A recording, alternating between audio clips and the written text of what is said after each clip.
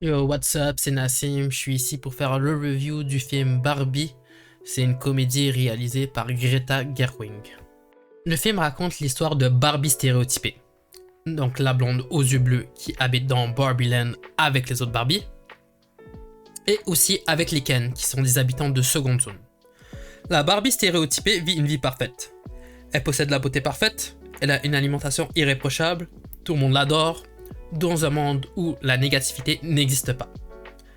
Jusqu'à temps qu'elle se réveille un matin et que rien ne va plus pour elle. Son pied ne rentre plus à son talon haut, elle commence à penser négativement et elle ne mange plus adéquatement. Afin de retrouver son état normal, elle va voyager dans le monde réel pour trouver son propriétaire car c'est une poupée à la base et parce que ses émotions sont connectées avec le possesseur de la poupée. Pour être totalement franc, je ne suis pas le public cible pour ce film. Je n'ai jamais joué à Barbie quand j'étais petit, je n'ai pas de petite sœur qui joue à Barbie, mais j'entends la voix de mon public féminin qui me demande de faire un review. Donc je vais répondre à cette forte demande et je vais vous donner un review de haute qualité. Le film m'a quand même pris par surprise parce que je m'attendais que le message principal du film c'est que Barbie, c'est pas juste un produit provenant du capitalisme qui a pour but qu'un Mr. Burns de ce monde-là fasse le plus de profit possible derrière le dos des parents, même si en réalité c'est vrai, mais que Barbie c'est plus que ça. Barbie c'est un symbole de féminité, un symbole de liberté, d'émancipation pour toutes les jeunes filles de ce monde-là, parce que c'est à peu près le même message que les films de jouets que je regardais quand j'étais petit. C'est à peu près la même chose dans ce cas-ci, mais avec une exécution complètement différente. En fait, tu t'attends que le méchant principal du film, c'est l'homme d'affaires blanc qui fait semblant de se soucier du bonheur des jeunes enfants, mais qu'au final, c'est juste pour avoir une bonne image professionnelle. Quand toute attente, c'est pas du tout le cas dans ce film-là. En fait, dans ce film-là, ça sera une guerre de sexe. Et durant le conflit, Barbie va se remettre en question et trouver un moyen de mettre fin à cette escarmouche.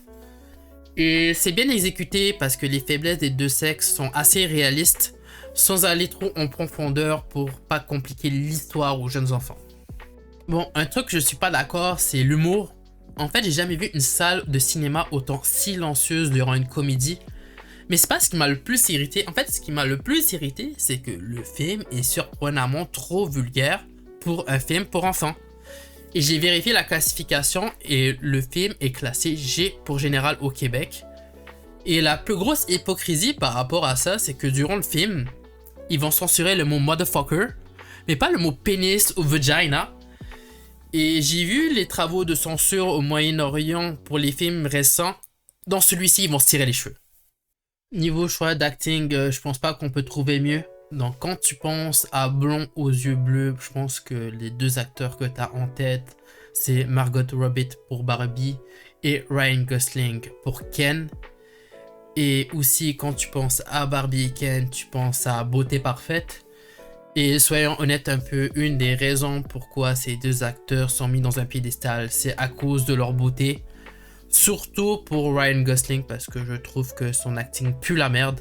Je trouve qu'il fait toujours les mêmes rôles, BG, mystérieux. Je trouve qu'il n'a pas une scène vraiment émotionnelle et poignante qu'on peut mettre dans son CV.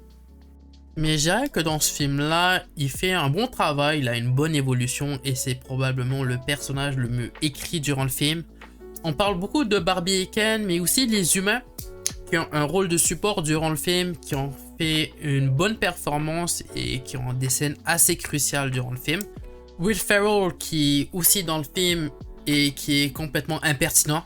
On pourrait l'enlever du film et ça changerait pas grand chose. Choix assez surprenant parce que je m'attendais que ce soit l'antagoniste principal du film. En fait, je pense que son implantation dans le film, c'est juste une excuse pour mettre un gros nom dans le casting. J'ai remarqué durant le film, c'est que Barbie va voyager entre Barbieland et Los Angeles. Et est-ce que c'est moi ou la plupart des gens à Los Angeles sont tous des fils de pute? En fait, tu vas voir Barbie se faire siffler dessus à plusieurs reprises, elle va se faire harceler. Il y en aura même un qui va lui faire une claque sur les fesses et il va recevoir une claque sur le visage en retour. Donc peut-être je peux pas comprendre parce que j'habite au Canada et tout le monde est trop gentil envers tout le monde. Et aussi parce que tu peux facilement te faire poursuivre en justice si tu agis de la sorte. Esthétiquement, c'est dur de pas se foirer parce que quand tu penses à Barbie, ben, tu penses à des couleurs d'été.